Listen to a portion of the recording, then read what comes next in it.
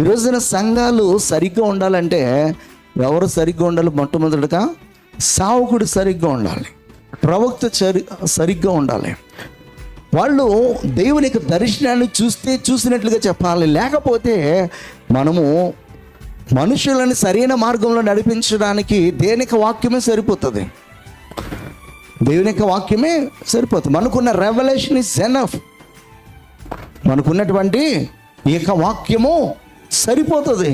ఒక మనిషిని దేవుని భయములో, దేవుని భక్తిలో, దేవుని ఆలోచనలో నడిపించడానికి దేవుడు మనకి 66 పుస్తకాలు కలిగినటువంటి 66 భాగములుగా ఉన్నటువంటి క్రీస్తు శరీరముగా పిలువబడుతున్నటువంటి ఈ లేఖన భాగాన్ని మనకి ఇచ్చాడు. ఇది సరిపోతుంది.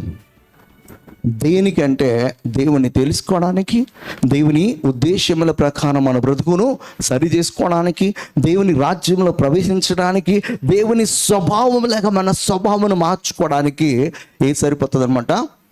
ఇప్పుడున్నటువంటి లేఖన భాగాలను మనము చదివి అర్థం చేసుకుంటే సరిపోతాం.